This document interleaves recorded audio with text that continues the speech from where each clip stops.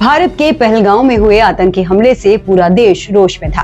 हर भारतीय नागरिक देश पर हुए इस हमले का जोरदार जवाब देना चाहता था और भारतीयों की इस मंशा को पूरा किया कर्नल सोफिया कुरैशी और विंग कमांडर व्योमिका सिंह ने।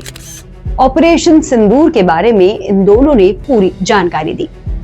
आपको बता दें कि आमतौर पर ऐसी ब्रीफिंग डीजीएमओ या सेना के मुख्यालय में तैनात ब्रिगेडियर स्तर के अधिकारी द्वारा की जाती है,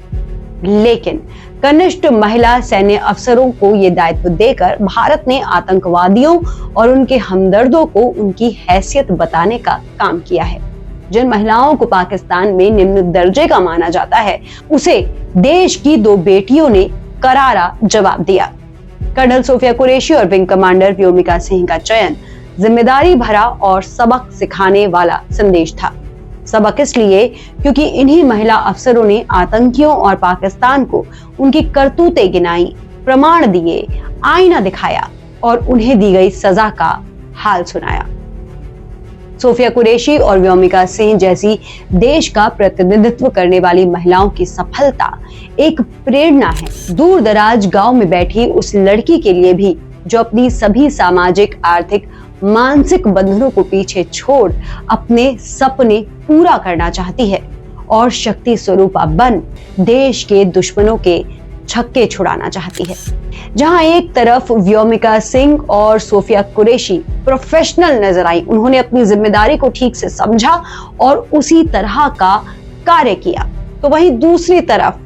पाकिस्तान के सो कॉल्ड मिनिस्टर्स तक एक प्रोफेशनलिज्म नहीं दिखा पा रहे हैं। वो किसी भी चैनल पर मनगढ़ंत बातें बोलकर आते हैं और जब उनसे कोई सवाल पूछा जाता है या सबूत मांगा जाता है तो वो बगले छांकने लगते हैं या फिर सोशल मीडिया का हवाला देने लगते हैं। अब आप सोच सकते हैं कि बौद्धिक स्तर पर भी पाकिस्तान भारत से कितना पीछे है। वहीं बात करें अगर इन दो बेटियों की, तो आपको बता दूं कि इन दोनों बेटियों ने देश का नाम पूरे विश्व में एक बार फिर से रोशन कर दिया है और ये प्रेरणा सूत्र बन गई हैं हर उस महिला के जो भारत में रहकर शिक्षा ग्रहण करती है, आजादी से बाहर घूमती है और फिर अपने सपनों को पूरा करने की कोशिश में जुट जाती है। हाँ, सामाजिक तौर पर अभी हमें बहुत आगे जाना है, सामाजिक तौर पर अभी हमें बहुत कुछ करना है, लेकिन जो अब तक किया गया है, जिस तरीके से बेटी बचाओ बेटी पढ़ाओ की बातें की गई है, जिस तरह से आगे की बात की गई है, भारत की बात की गई है, उस तरह से लगता है कि भारत का भविष्य अब सुनहरे हाथों में है और भारत के न सिर्फ युवा बल्कि युवा बेटियां भी अब भारत की प्रगति में आगे बढ़कर पहले से भी ज्यादा हिस्सा लेने लगी हैं।